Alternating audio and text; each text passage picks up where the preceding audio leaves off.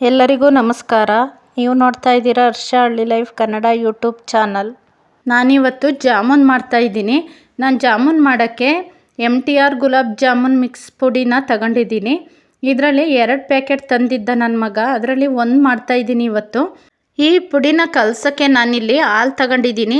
ನಾವು ಎಷ್ಟು ಹಾಲು ತಗೊಂಡಿರ್ತೀವಿ ಅಷ್ಟೇ ನೀರನ್ನು ತಗೋಬೇಕು. ಅಂದರೆ ನೀರು ಮತ್ತು ಹಾಲು ಎರಡನ್ನೂ ಒಂದೇ ಸಮ ಅಳತೆಯಲ್ಲಿ ತಗೋಬೇಕು, ಹಂಗಾದ್ರೆ ಚೆನ್ನಾಗಿರುತ್ತೆ. ಬರೀ ಹಾಲು ತಗೊಂಡ್ರೂ ಅಷ್ಟು ಚೆನ್ನಾಗಿರಲ್ಲ, ಮತ್ತು ಬರೀ ನೀರಲ್ಲೂ ಅಷ್ಟು ಚೆನ್ನಾಗಿರಲ್ಲ. ಎರಡು ಮಿಕ್ಸ್ ಮಾಡಿ ಕಲಸೋದ್ರಿಂದ ಚೆನ್ನಾಗಿ ಬರುತ್ತೆ. ಒಂದು ಜಾಮೂನು ಒಡೆಯಲ್ಲ ಮತ್ತು ಸ್ಮೂತಾಗಿ ಚೆನ್ನಾಗಿ ಬರುತ್ತೆ ಈ ಥರ ಕಲಸೋದ್ರಿಂದ.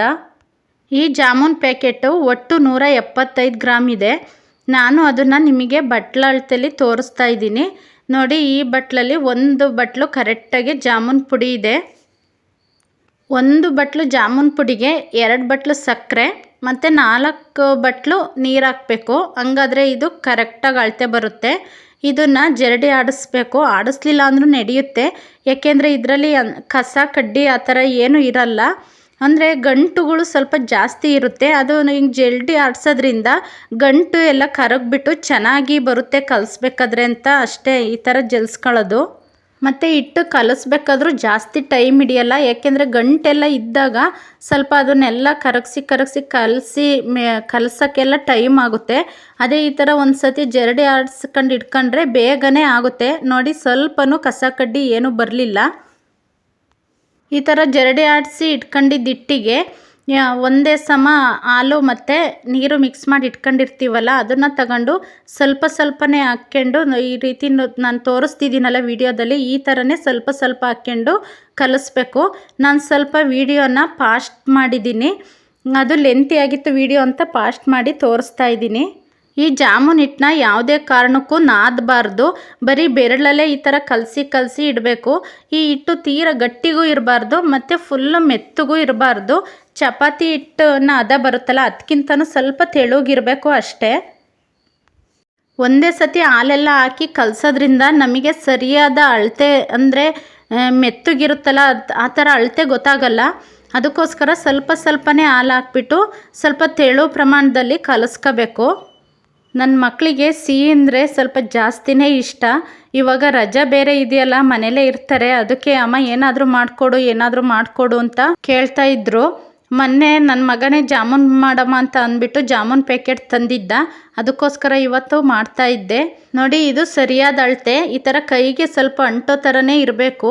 ಇದಕ್ಕೆ ಇವಾಗ ಸ್ವಲ್ಪ ಎಣ್ಣೆನ ಹಾಕ್ಬಿಟ್ಟು ಒಂದು 5-6 ಹನಿ ಎಣ್ಣೆನ ಕೈಗೆ ಹಾಕ್ಬಿಟ್ಟು ಎಲ್ಲ ಕಡೆಗೂ ಸ್ಪ್ರೆಡ್ ಮಾಡಿ ಅದನ್ನು ಮತ್ತೆ ಮಿಕ್ಸ್ ಮಾಡಿಬಿಟ್ಟು ಹಂಗೆ ಒಂದು ಬಟ್ಲು ದಬಾಕಿ ಒಂದು 10 ನಿಮಿಷ ಹಂಗೆ ಇಡಬೇಕು. ಯಾರೆಲ್ಲ ನನ್ನ ಚಾನಲ್ನ ಹೊಸ್ದಾಗಿ ನೋಡ್ತಾ ಇದ್ದೀರಾ, ಪ್ಲೀಸ್ ಸಬ್ಸ್ಕ್ರೈಬ್ ಮಾಡಿಕೊಂಡು ವಿಡಿಯೋನ ಕೊನೆವರೆಗೂ ನೋಡಿ. ವಿಡಿಯೋ ಇಷ್ಟ ಆದರೆ ಒಂದು ಲೈಕ್ ಮಾಡಿ. ಜಾಮೂನ್ ಹಿಟ್ಟೆಲ್ಲ ಕಲಸಿ ಸ್ವಲ್ಪ ಹೊತ್ತು ಇಟ್ಟು ಅದು ನೆನೆಯೋಷ್ಟರೊಳಗಡೆ ಪಾಕ ರೆಡಿ ಮಾಡ್ಕೋಬೇಕು. ನಾನಿಲ್ಲಿ 1 ಬಟ್ಲು ಹಿಟ್ಟಿಗೆ, ಜಾಮೂನ್ ಹಿಟ್ಟಿಗೆ 2 ಬಟ್ಲು ಸಕ್ಕರೆನ ತಗೊತಾ ಇದ್ದೀನಿ. ನಾನು ಸಕ್ಕರೆ ಸ್ವಲ್ಪ ಇರುವೆ ಬರುತ್ತೆ ಅಂದ್ಬಿಟ್ಟು ಲವಂಗ ಹಾಕಿ ಇಟ್ಟಿರ್ತೀನಿ ಸಕ್ಕರೆ ಬಾಕ್ಸಲ್ಲಿ. 1 ಬಟ್ಲು ಜಾಮೂನ್ ಮಿಕ್ಸ್ಗೆ 2 ಬಟ್ಲು ಸಕ್ಕರೆ, 4 ಬಟ್ಲು ನೀರು ತಗೊಂಡ್ರೆ ಇದು ಪರ್ಫೆಕ್ಟ್ ಅಳತೆ ಆಗಿರುತ್ತೆ.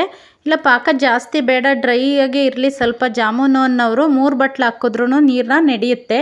ನಮ್ಮ ಮನೇಲಿ ಜಾಮೂನ್ ಜೊತೆ ಸ್ವಲ್ಪ ಪಾಕನೂ ಜಾಸ್ತಿ ಹಾಕ್ಕೊಂಡು ತಿಂತಾರೆ ಮಕ್ಕಳು, ಅದಕ್ಕೋಸ್ಕರ ನಾನು ಪಾಕನ ಜಾಸ್ತಿ ಮಾಡ್ತೀನಿ. ನೋಡಿ, ಪಾಕಕ್ಕೆ 2 ಏಲಕ್ಕಿ ಹಾಕಬೇಕು. ಏಲಕ್ಕಿ ಹಾಕೋದ್ರಿಂದ ಜಾಮೂನಿನ ಫ್ಲೇವರು ಚೆನ್ನಾಗಿರುತ್ತೆ.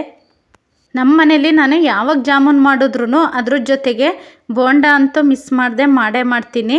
ಆ ಕಡೆ ಪಾಕ ಕಾಯೋ ಅಷ್ಟರಲ್ಲಿ ನಾನು ಈ ಕಡೆ ಬೋಂಡಕ್ಕೆ ಮತ್ತು ಬಾಳೆಕಾಯಿ ಚಿಪ್ಸ್ ಮಾಡೋಣ ಅಂದ್ಬಿಟ್ಟು ಬಾಳೆಕಾಯಿನೆಲ್ಲ ಹೆಚ್ಚಿ ರೆಡಿ ಮಾಡಿ ಇಟ್ಕೊಂಡೆ.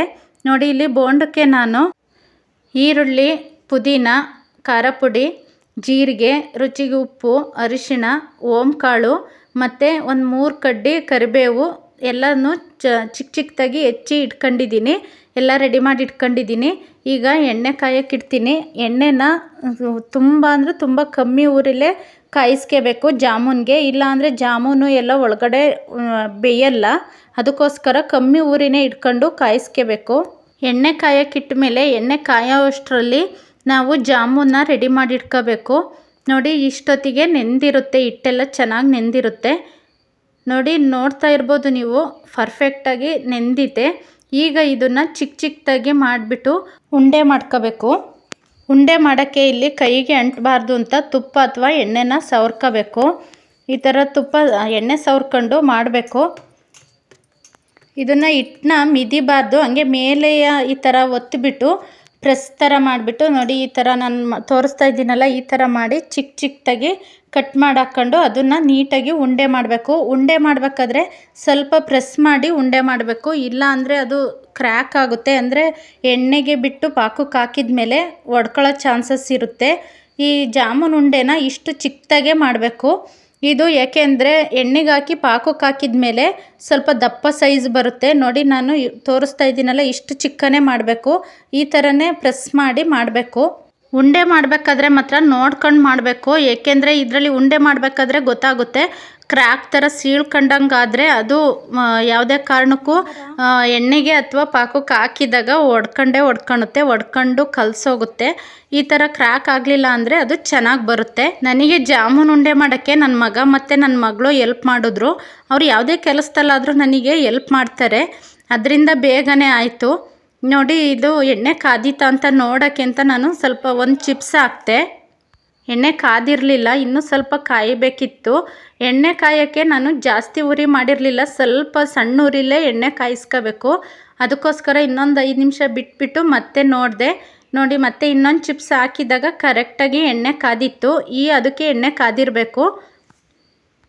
ಎಣ್ಣೆನ ಜಾಸ್ತಿ ಉರಿಲಿ ಕಾಯಿಸಿದ್ರೆ ಜಾಮೂನ್ ಹಾಕಿದಾಗ ಜಾಮೂನು ಮೇಲ್ಭಾಗ ಬೇಗನೆ ಕಪ್ಪಾಗುತ್ತೆ, ಒಳಗಡೆ ಬೆಂದೇ ಇರಲ್ಲ. ಅದಕ್ಕೋಸ್ಕರ ಸಣ್ಣ ಉರಿಲಿ ಕಾಯಿಸ್ಕೊಂಡ್ರೆ ಚಿಕ್ಕಕ್ಕೆ ಒಳಗಡೆ ಇರುತ್ತಲ್ಲ ಉಂಡೆ ಎಲ್ಲ ಚೆನ್ನಾಗಿ ಬೆಂದಿರುತ್ತೆ. ಈಗ ಕರೆಕ್ಟಾಗಿ ಎಣ್ಣೆ ಕಾದಿತ್ತು. ಈಗ ನಾನು ಜಾಮೂನ್ ಬಿಡ್ತಾಯಿದ್ದೀನಿ.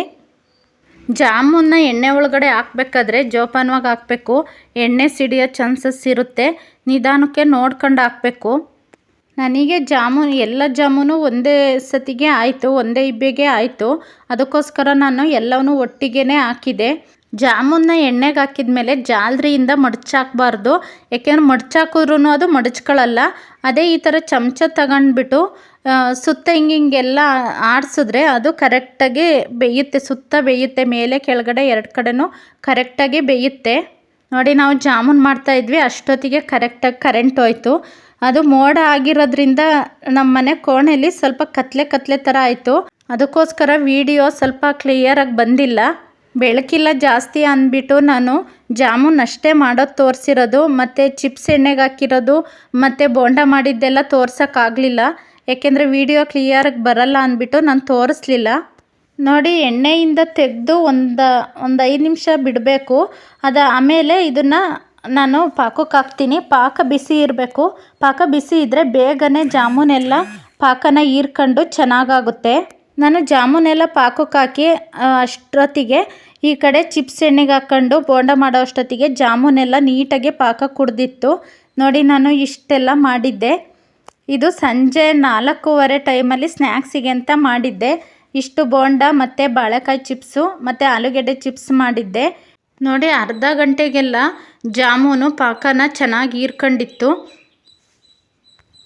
ನೋಡಿ ಒಂದು ಜಾಮೂನು ಒಡೆದಿರಲಿಲ್ಲ, ಕಲಸಿರಲಿಲ್ಲ. ಈ ಅಳತೆಯಲ್ಲಿ ಮಾಡೋದ್ರಿಂದ ಒಂದು ಜಾಮೂನು ಒಡ್ಕೊಳ್ಳಲ್ಲ ಮತ್ತು ಕಲಸು ಹೋಗಲ್ಲ ಪಾಕಕ್ಕೆ ಹಾಕಿದಾಗ. ನೋಡಿ ಎಷ್ಟು ಚೆನ್ನಾಗಿ ಜಾಮೂನು ಬಂದಿತ್ತು. ನಾನು ಜಾಮೂನೆಲ್ಲ ಬಟ್ಲಿಗೆ ಹಾಕಿ ಕೊಡೋವಷ್ಟರಲ್ಲಿ ನನ್ನ ಮಗ ಕಾಫಿ ಕಾಯಿಸ್ಕೊಂಡು ತಗೊಂಡು ಬಂದ. ಎಲ್ಲರೂ ಚಿಪ್ಸ್ ತಿಂದು ಬೋಂಡ ಮತ್ತು ಜಾಮೂನ್ ತಿಂದು ಕಾಫಿ ಕುಡಿದ್ವಿ. ಇದಾಗಿತ್ತು ಇವತ್ತಿನ ನನ್ನ ವಿಡಿಯೋ. ಎಲ್ಲರಿಗೂ ಧನ್ಯವಾದಗಳು.